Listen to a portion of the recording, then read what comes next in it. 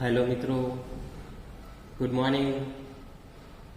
છેલ્લે આપણા લાસ્ટ લેક્ચરમાં આપણે જોયું હતું સદિશનો સરવાળો કઈ રીતના થાય, બાદબાકી કઈ રીતના થાય, સૂત્ર રીતે દિશા કઈ રીતના શોધાય. બીજું થોડી આપણે એકમ સદિશની વાત પણ કરી હતી. એકમ સદિશનું મહત્વ શું હ, શા માટે એની જરૂર પડે હ આપણને, તો એની વાત આપણે કરી હતી. હવે આજે આપણે થોડા સદિશોમાં આગળ જઈએ તો આપણને ખબર હે કે બસ સદિશને કઈ રીતે દર્શાવાય. તો એ બરાબર એનો ઘટક, એના ઘટક સ્વરૂપે.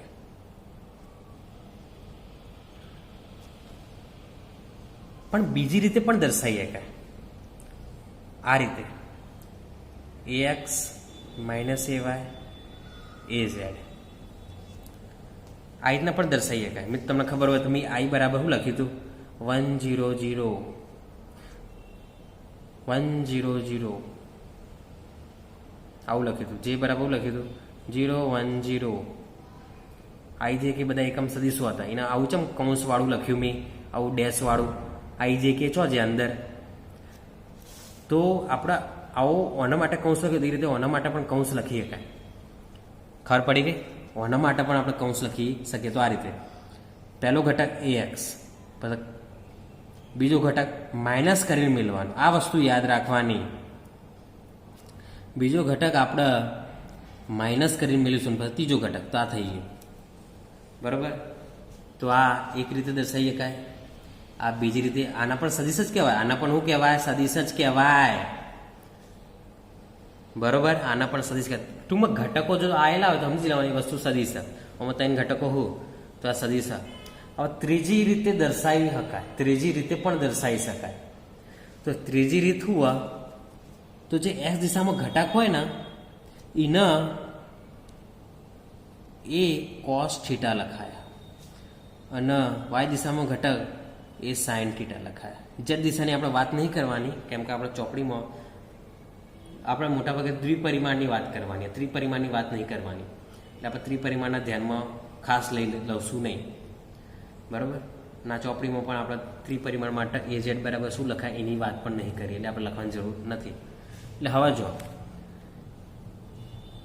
કોઈ પણ સદિશના ઘટકને આપણે આ રીતે લખાય ખૂણાના સ્વરૂપે. અને આ રીતે જો એક્સ દિશામાં હોય તો કોસ થીટા આવે, વાય દિશામાં હોય તો સાઇન થીટા આવે. એટલું યાદ રાખવાનું. ખબર પડી? જો એક્સ દિશામાં હોય તો કોસ થીટા યાદ રાખવાનું, વાય દિશામાં હોય તો સાઇન થીટા યાદ રાખવાનું. જ્યાં થીટા શું હ, થીટા એ સદિશે એક્સ અક્ષ સાથે, મતલબ સમક્ષિતિજ દિશા સાથે, એક્સ સાથે એટલે સમક્ષિતિજ દિશા બનાવેલ ખૂણો છે.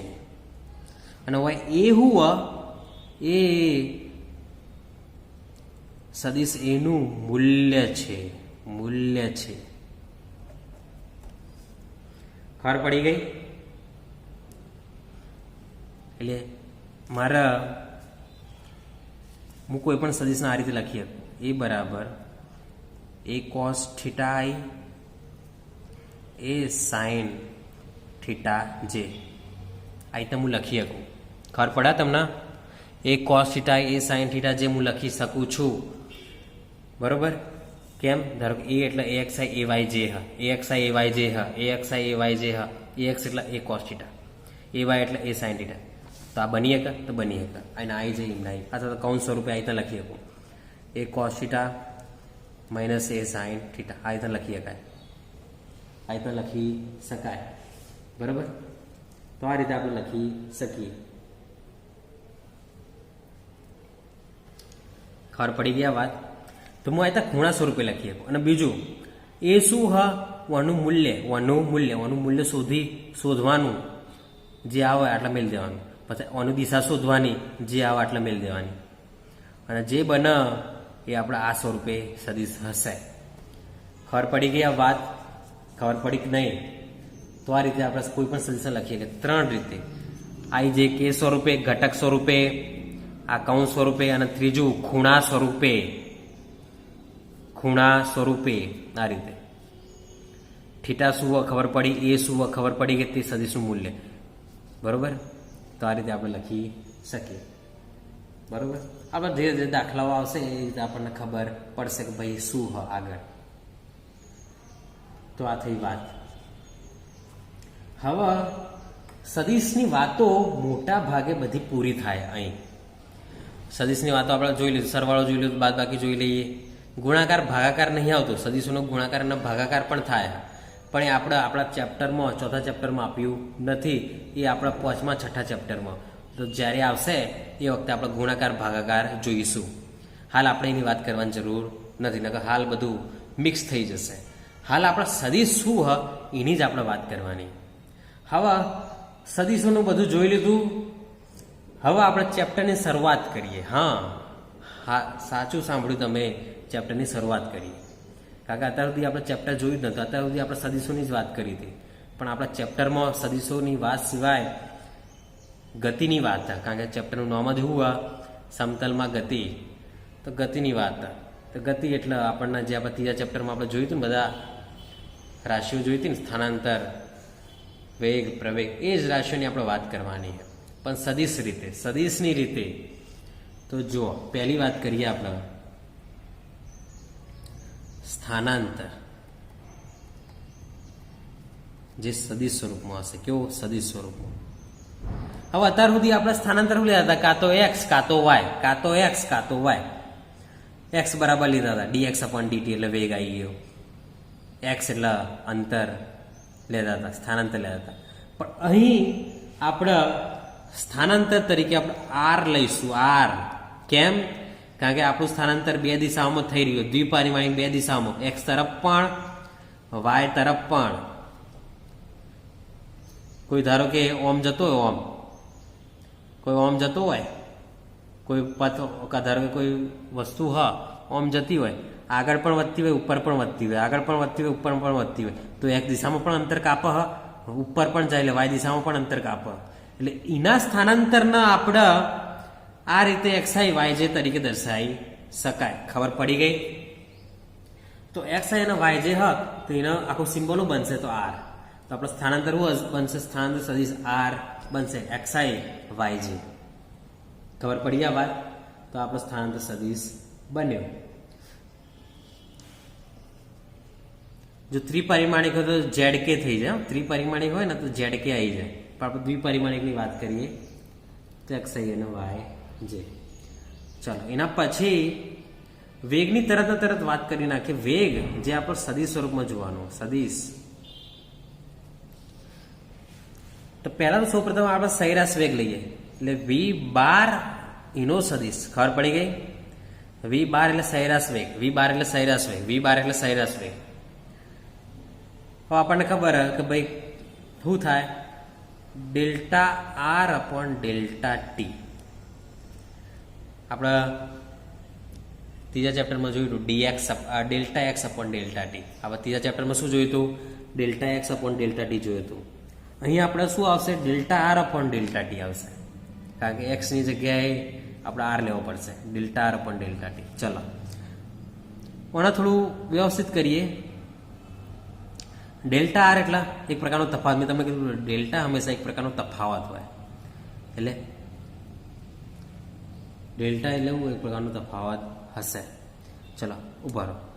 ડેલ્ટા એમના એમ. આર એટલે એક્સઆઈ વાયજે લખાય, એક્સઆઈ વાયજે લખાય, તો એક્સઆઈ વાયજે લખાય કે ના લખાય? લખાય. અને ડેલ્ટા ટી ના ચડે એમના એમ. ખબર પડે? આર એટલે હાલ જોયું એક્સઆઈ અને વાયજે, એક્સઆઈ અને વાયજે લખી કાઢે. ડેલ્ટા દરેકને વેચાઈ ગયો, ડેલ્ટા દરેકને વેચાઈ ગયો. D X I, delta X I, delta Y J અને ડેલ્ટા ટી.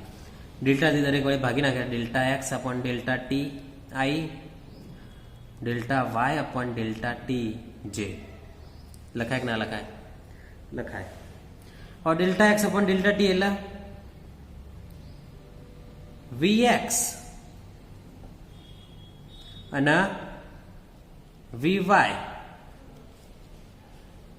I અને J. આ બરાબર V બાર લાયા આપણે. ખબર પડી ગયા વાત? ખબર પડી કે નહીં? તો VXI VYJ આવું લાવ્યું, કારણ કે delta X upon delta T આપણે શું જોયું હતું? વી જોયું હતું. હવે એક્સ દિશામાંનો વેગ એટલે VX, વાય દિશામાંનો વેગ VY અને આપણો ટોટલ વેગ V. તો આપણે વેગના તેના ઘટકોના સ્વરૂપે લખી શકીએ. જેમ કે સ્થાનાંતરના તેના ઘટકોના સ્વરૂપે લખી શકીએ, તો વેગને પણ આપણે તેના ઘટકોના સ્વરૂપમાં લખી શકીએ. ચલો, આ તો સમજાવવા માટે કીધું, પણ તમે ડાયરેક્ટ તમને ખબર પડે જ, ડાયરેક્ટ ખબર પડે ભાઈ ઉપરે જાય એટલે ઉપરે વેગ અને આગળ વેગ, ઉપરે વેગ આગળ વેગ, ઉપરે વેગ આગળ વેગ. તો આપણો આગળનો વેગ, એક દિશામાંનો વેગ, ઉપરનો વેગ, વાય દિશામાંનો વેગ લખવું પડે. ચલો, આ તો સરેરાશવાળી વાત હતી. પણ આપણો જે તાક્ષણિક અથવા તો આપણો જે વેગ, વાસ્તવમાં વેગ આપણો dr upon dt, હું વેગલાના dx upon dt અથવા dr upon dt, dx upon dt અથવા dr upon dt સદિશ સ્વરૂપમાં. કેવા? સદિશ સ્વરૂપમાં. આમાં જે કર્યું એ પ્રમાણે. તો હું ડાયરેક્ટ લખું, બરોબર? હું ડાયરેક્ટ લખું. તમને ખબર પડવી જોઈએ કે ભાઈ આની જગ્યાએ xi y જે કરું dxi upon dt dy upon dt થઈ જાય. પણ હું ડાયરેક્ટ લખાતો તો ચલો બરો લખી જ કાઢું. આર એટલે xi yj, વિકલન વેચાઈ જાય, આપણને ખબર dx upon dti dy upon dt જે dx upon dt એટલે વેગ જ થાય, પણ એક દિશામાંનો વેગ, dy upon dt વેગ જ થાય, પણ y દિશામાંનો વેગ, અને આપણો v સદિશ. તો આપણો vના તેના ઘટકોના સ્વરૂપે લખીએ કે ભલે વિકલન હોય કે સરેરાશ હોય, વિકલન હોય કે સરેરાશ હોય. ચલો, વાત ખબર પડી તમને? બરોબર. તો એ જ રીતે આપણે પ્રવેગને પણ લખીએ કે એમાં કોઈ લાંબુ કરવાની જરૂર નહીં, પ્રવેગને પણ કરી શકીએ. એના પ્રવેગને આપણે એ વડે દર્શાવીએ. તો સદિશ સ્વરૂપમાં પ્રવેગ એના ઘટકોનો સરવાળો થાય.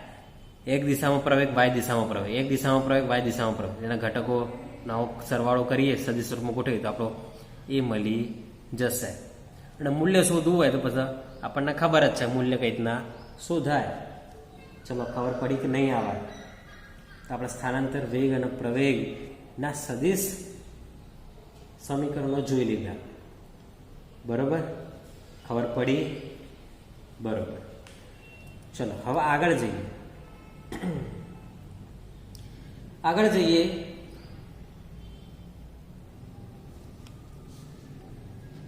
એક મહત્વની વાત, આમ તો કંઈ જરૂરી નહીં કંઈ ખાસ, પણ આપણે ચોપડીમાં આલેલું હોય તો આપણે જોઈ લઈએ.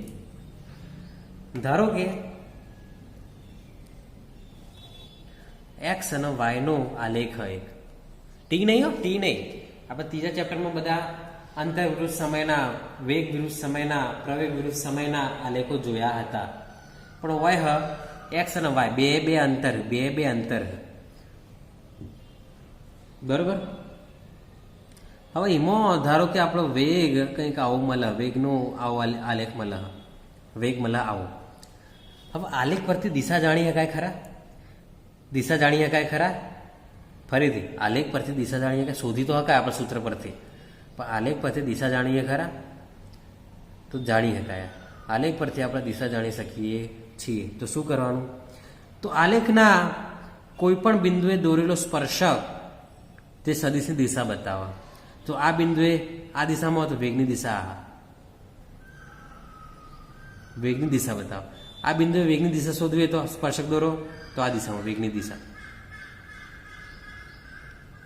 આ બિંદુએ તો સ્પર્શક દોરો તો ભીની દિશા.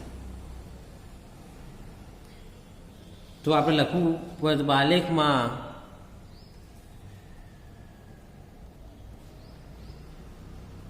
કોઈ પણ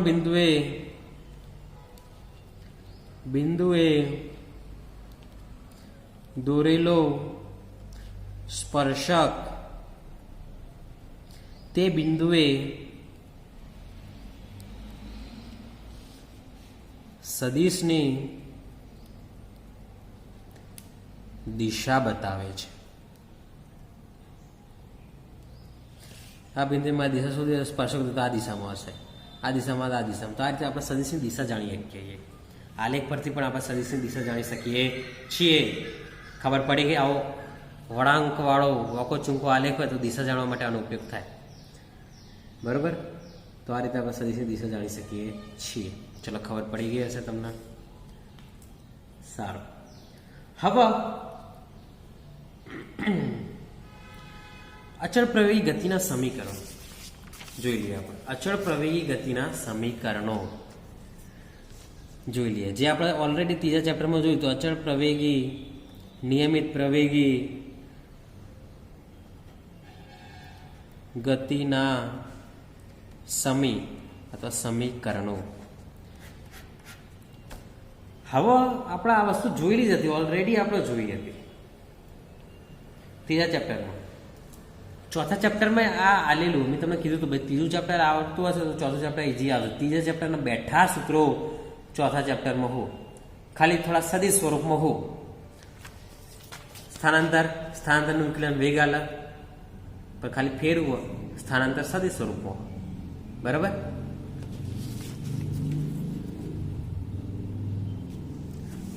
હવે જુઓ, આપણે પહેલું સૂત્ર હું જોયું હતું અચળ પ્રવેગ. અમુક સૂત્રો મેળવવાના નહીં પહેલી વાર. ફરીથી આપણે જે આલ્યું ચોપડીમાં ચોથા ચેપ્ટરમાં જે અચળ પ્રવેગ હતી એમાં આપણે મેળવવાના નથી, ડાયરેક્ટ સ્વીકારવાના જ છે. તો આપણે પહેલું સૂત્ર એવું હતું, v બરાબર v0 પ્લસ at. પહેલું સૂત્ર હતું આપણે અચળ પ્રવેગ ગતિનું. સદિશ સ્વરૂપમાં લખ્યું હોય તો સદિશ સ્વરૂપમાં શું થાય? આટલા સદિશ આવે, આટલા સદિશ આવે, આટલા સદિશ આવે. સમય કદી સદિશ ના હોય, સમયની દિશા ના હોય. સમયની દિશા ના હોય તો આ થઈ ગયું સદિશ સ્વરૂપમાં. આ થઈ ગયું. બરોબર. ઘટક સ્વરૂપમાં બનાવવું હોય, ઘટક સ્વરૂપ વીનો આપણે ખબર, વી એટલે ઓના બે ઘટકો હતી, એક્સ અને વાય. તો એક ઘટક લઈએ વીએક્સ. જો હું આટલા એક્સ ઘટક લઉં તો આ બાજુ પણ એક્સ ઘટક જ આવે, આ બાજુ પણ હું આવે એક્સ ઘટક પણ આવે, ઘટક જ આવે. આ તમે સદિશ ના ઘટકોમાં સદિશ ના લખો તો ચાલે. ખબર પડી ગઈ? જે તે સદિશ હોય તો વાંધો નહીં, પણ ઘટકોમાં તમે સદિશ લખવાની જરૂર નથી. એ રીતે વાય ઘટક Y v0 Y A Y T આવું લખાય. ફરીથી હું તમને વાક્ય બોલું છું. સદિશ સ્વરૂપ એટલે તેના ઘટકો હશે. વી એટલે ઓના બે ઘટકો, ધારો કે દ્વિપરિમાણિક હોય તો બે ઘટકો vx અને vy. ઓનોય બે ઘટક v0x અને v0y. ઓનોય બે ઘટક ax અને ay. તો ઘટક સ્વરૂપે લખવું હોય તો જો હું આનો આ બાજુનો x ઘટક લખું તો આ બાજુ પણ x ઘટક જ આવે. આ બાજુ y ઘટક લખું તો આ બાજુ પણ y ઘટક આવે. ખબર પડી આ વાત? ખબર પડી કે નહીં? તો આ બાજુ x તો આ બાજુ x, આ બાજુ y તો આ બાજુ y. ચલો બીજું સૂત્ર. બીજું સૂત્ર એવું હતું, x minus x0 is equal to v0t plus 1/2 at વર્ગ. આ સૂત્ર હતું. બરાબર. એને આપણે લખવું હોય તો r માઇનસ r0, x ની જગ્યાએ r minus r0, v0t plus 1/2 at વર્ગ. આવું થાય. આ સદિશ સ્વરૂપ. આ શું? સદિશ સ્વરૂપ. આવ્યું. ખબર પડી કે નહીં? ટૂંકમાં સદિશ એટલે એરો આવી જાય અને એક્સ ની જગ્યાએ આપણે આર લેવાનું, વી ની. બરોબર. ચલો આના ઘટક પાડવા હોય. ઘટક એક ઘટક એક્સ પડશે, એક ઘટક વાય. એક ઘટક એક્સ, એક ઘટક વાય. એક ઘટક એક્સ, એક ઘટક વાય. એક ઘટક એક્સ, એક ઘટક વાય. ચલો પાડો. એક ઘટક એક્સ પડશે તો x minus x0 v0 xt વત્તા 1/2 axt વર્ગ. બીજો ઘટક y minus y0 v0 yt plus 1/2 ayt square. તો આ ઘટક સ્વરૂપે આપણે લખી શકીએ. દ્વિપરિમાણિક હતો આ રીતે. ત્રિપરિમાણિક હતો z પણ આવી z minus z0 v0 zyt plus 1/2 azt વર્ગ. તો આ રીતે આપણે તેના ઘટક સ્વરૂપે લખી શકીએ.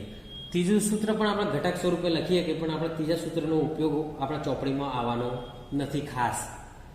તેથી જ આપણે તે ત્રીજા સ્વરૂપની વાત કરીશું નહીં, બરોબર?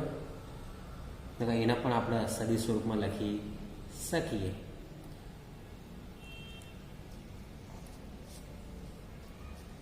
ચાલો હવે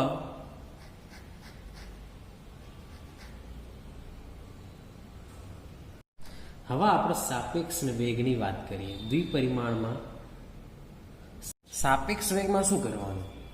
તો સાપેક્ષ વેગ આપણે જાણીએ છીએ. સાપેક્ષ વેગ એટલે શું? વી એ બી, એની સાપેક્ષે બી નો અથવા બીની સાપેક્ષે એ નો. અહીં શું વંચાય?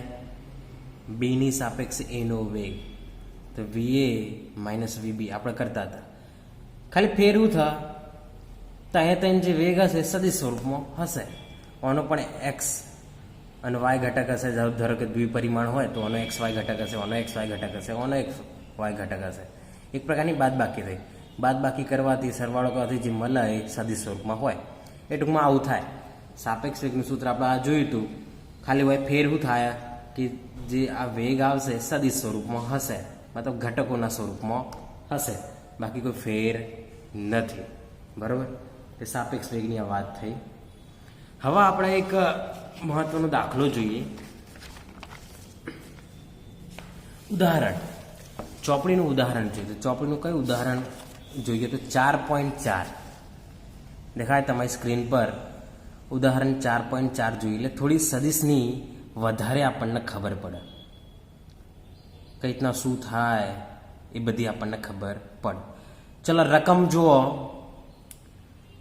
ઉદાહરણ 4.4 હું ગણું છું, તમારા ચોપડી જોડે જ રાખજો, બરાબર? ચોપડી તમારા જોડે જ રાખજો. ઉદાહરણ 4.4.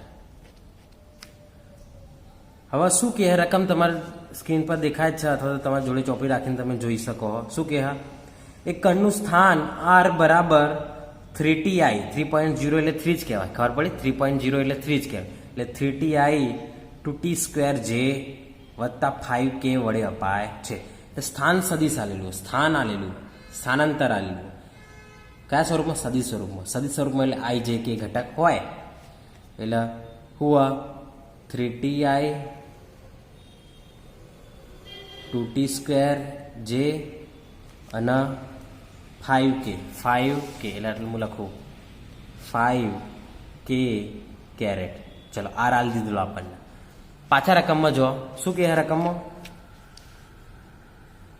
જો ટી સેકન્ડમાં છે, સહગુણકોના એકમો એવી રીતે છે કે જેથી આર મીટરમાં છે, એટલે બધું મીટરમાં હોય, બરોબર? પછી કઈ કઈ વસ્તુ શોધવાની કીધી એ જુઓ. પહેલા શોધવાની શું કીધી? તો આપણે પહેલા તો પૂછ્યું કે વી અને એ શોધો, એટલે વેગ, બરાબર, સદિશ સ્વરૂપમાં પ્રવેગ આપણે શોધવાનું કીધેલું છે. આ ઘાટા દેખાય, ઘાટા દેખાય એટલે સદિશ સ્વરૂપમાં. અને બીજું ટી બરાબર 1 સેકન્ડ માટે વેગનું મૂલ્ય અને દિશા શોધો. મૂલ્ય એટલે માનાંક અને દિશા શોધવાની. એટલે આ એ નંબર શોધવાનું હોય અને આ બી નંબરમાં એવું શોધવાનું હોય ટી બરાબર 1 સેકન્ડ માટે વેગનું મૂલ્ય અને દિશા. ચલો રકમ ખબર પડી ગઈ. અને આપણને આલેલું ફક્ત આર. હવે આર પરથી વી અને એ કઈ રીતના શોધાય? તમને ઇઝીલી ખબર જ છે ભાઈ. આરનું વિકલન એટલે વેગ, સ્થાનાંતરનું વિકલન એટલે વેગ, અંતરનું વિકલન એટલે વેગ. તો એ નંબર આપણે ગણીએ તો વેગ શું થાય? આરનું વિકલન સમયની સાપેક્ષે. ચલો કરો વિકલન તો તમને આવડે. d/dt ઇમનાઇમ. આર એટલે કેટલા? આટલા. આર એટલે કેટલા? આટલા. ચલો મેલ દો. 3ti 2t² j અને 5k કેરેટ, બરોબર? વિકલન દરેકના વેચાઈ જાય. d/dt 3ti d/dt 2t² j અને d/dt 5k કેરેટ. ચલો ખબર પડી આ વાત. ચલો 3 કોમન i અચળ. આ એકમ સદીશો હંમેશા અચળ હોય, કારણ કે એમના મૂલ્ય એક હોય. મેં તમને કાલ કીધું હતું. એકમ સદીશ એટલે શું? એક મૂલ્ય ધરાવતો. બરાબર. તો આઈ જે કે એક એટલે આઈ કોમન નીકળી જાય, પણ ડીટી અપન ડીટી એટલે એક થશે, એટલે 3i વધશે. ખબર પડી કે નહીં લે? 3 કોમન, ડીટી અપન ડીટી એટલે 1 અને આઈ વધ્યો, વત્તા 2 કોમન, ટી સ્ક્વેરનું વિકલન શું થાય? ઘાત આગળ આવી જાય, ઘાતમાં એક ઘટાડો થાય એટલે 2t, ટી સ્ક્વેરનું 2t અને જે ઇમના ઇમ, વત્તા 5 કોમન, કે કોમન, વધવું અંદર એક અધવું અંદર એક વધે, એકનું વિકલન શું થાય? 0. એકનું વિકલન શું થાય? 0. એટલે વધ્યું આપણા જોડે v બરાબર 3i વત્તા 2 દુ 4 tj. ચલો આ વેગ આવી ગયો આપણો. ચલો પ્રવેગ તો આપણને ખબર, ભાઈ v નું વિકલન કરો એટલે પ્રવેગ d અપન dt. વેગ આપણા ઉપર જ શોધ્યો 3i 4tj. ઓના જેવું જ ભાઈ વિકલન દરેકને વેચાઈ જાય. ચલો ઓના વેચાણે 3 અચળ હ, i અચળ હ, વધ્યું 1 શું થાય? 0. એકનું વિકલન શું થાય? 0. વત્તા હું ડાયરેક્ટ કરું, સમજો. આવું ડાયરેક્ટ શીખવું પડશે એટલે ગણતરી સ્પીડમાં કરાય, સ્ટેપ બચાવી શકાય. ચલો વાય વિકલન આટલા જ હોય તો 4t ડીટી અપન ડીટી એટલે 1 અને જે વધ્યો. બરાબર.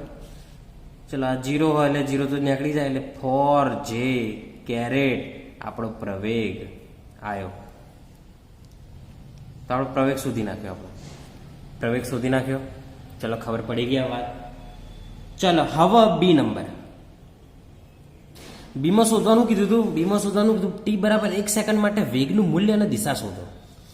હવે વેગ આપણને આલેલો હા આટલો વેગ હ આપણા જોડે 3i 4tj અને આ વેગ કોઈ ટી સમય માટેનો હોય. આ કોઈ ટી સમય, પણ ટી બરાબર હોય આપણે શું કીધું? 1 સેકન્ડ માટે શોધો. તો 1 સેકન્ડ માટે વેગ શું થાય? તો ટી બરાબર 1 મિલી દો. ટી બરાબર 1 મિલી દો. 3i વત્તા 4 1j શું થાય? 3i વત્તા 4j. તો આપણે 1 સેકન્ડ માટેનો વેગ આવી ગયો. ખબર પડી ગઈ? 1 સેકન્ડ માટેનો વેગ આવી ગયો. રહ્યો ખબર પડી કે નહીં? આ વેગ હ જે કોઈ ટી સમય માટેનો હોય, કારણ કે વેગનું આ સૂત્ર આવી ગયું. હવે ટી બદલતા જો એ પ્રમાણે વેગ બદલાતો. એક પ્રકારનું આ સૂત્ર હ. ટી બદલતા જો તો વેગ બદલાતો જાય. 0 સેકન્ડ માટે કેટલો, 1 સેકન્ડ માટે કેટલો, 2 સેકન્ડ માટે કેટલો, તમે મેળતા જાઓ તો વી બદલાતું જાય. તો આપણે 1 સેકન્ડ માટે શું? ટી બરાબર 1 મેળ દો તો આટલું જવાબ આવો. પણ આપણે તો મૂલ્ય શોધવાનું કીધું. તો મૂલ્ય એટલે મોડ ઓફ વી એટલે કે વી એટલે એવું થાય તેના ઘટકોનો વર્ગ. એક ઘટક 3, એક ઘટક 4, 3 તરી 9, 4 4 16, વધ્યું 25, 25નું વર્ગમૂળ, 25નું વર્ગમૂળ 5 મીટર પ્રતિ સેકન્ડ. તો આ વેગ આવી ગયો આપણો. ખબર પડી કે નહીં? ખબર ના પડે તો ફરીથી એક વખત વિડીયો જોઈ લો. બરાબર. મેં શું કીધું? વેગ આવી ગયો. મૂલ્ય શોધવું હોય, માનાંક લઈ લો. માનાંક લો એટલે આપણે આવું આવી જાય. મૂલ્ય શોધવા માટેનું સૂત્ર હા. પહેલા ઘટકનો વર્ગ, બીજા ઘટકનો વર્ગ. 9 16 25, 25નું વર્ગમૂળ 5. બરાબર. ચલો હવે દિશા શોધવાની હ. તો દિશા માટે tan થીટા બરાબર y ઘટક અપોન x ઘટક, y ઘટક અપોન x ઘટક. આપણે v ની દિશા શોધવાની. 1 સેકન્ડ માટે v ની દિશા. t બરાબર 1 સેકન્ડ માટે v ની દિશા. તો 1 સેકન્ડ માટે v નું મૂલ્ય શું આવ્યું? 3i 4j. એમાં y ઘટક કયો? 4. x ઘટક કયો? 3. y ઘટક અપોન x ઘટક. પેલું સૂત્ર લખાયું હતું બરાબર, 4/3. હવે થીટાને કરતા બનાવો. tan પેલ બાદ જેવું 4/3. tan ઇનવર્સ 4/3 એટલે કેટલા થાય? 4/3 કરો. 4/3 કરો તો કેટલા થાય? તો 1.33 થાય. કેટલો થાય? 1.33. 1.33 થાય. હવે આ બાજુ જોતા રહેજો. tan ઇનવર્સ ઇમના ઇમ 1.33 એટલે કેટલા tan? 1.33 એટલે કેટલા tan? તો પેલી ચોપડી પેલા લોગરિધમ મેં તમને કીધું હતું એ લાવો. ચલો લોગરિધમ આપણે ખોલીએ. tan ની વાત નેચરલ ટેન્જન્ટમાં જોઈએ, નેચરલ ટેન્જન્ટમાં જોઈએ. 1.33 ચો હા મૂલ્ય કેટલું? 1.33 જુઓ, એકની સિરીઝ આટલા 1.03, 1.07, 1.1, 1.32 મતલબ 33 જેવું જ કહીએ. 1.33 ની જ લાઈનમાં હોય. કયો ખૂણો હોય? 53. કયો ખૂણો હોય? 53. દેખાયા? કયો ખૂણો હોય? 53. તો મિલ દો 1.33 એટલે tan 53°. tan ઇનવર્સ ને tan ઉડી ગયા, વધ્યું 53°. તો આનો અર્થ એવો થયો કે ભાઈ x અક્ષ સાથે 53 નો ખૂણો બનાવે છે. x અક્ષ સાથે 53 નો ખૂણો બનાવે છે એટલે આ દિશા મળી ગઈ. ચલો ખબર પડી ગઈ. r નું વિકલન વેગ, વેગનું વિકલન પ્રવેગ, t બરાબર 1 સેકન્ડ માટે, તો 1 સેકન્ડ મેં લીધો, વેગ મળ્યો, એનું મૂલ્ય સૂત્ર હવે આપણા જોડે, દિશા એના માટે સૂત્ર આપણા જોડે. આ શું કર્યું? નેચરલ ટેન્જન્ટમાં જોયું, ટેન ઉડાડ્યા, 53° જવાબ મળ્યો. ખબર પડી ગઈ? તો બરોબર. તો ચલો આ દાખલો આટલા સુધી રાખીએ. હવે નેક્સ્ટ ટાઈમ આપણે બીજા દાખલાઓ જોઈશું. સારું.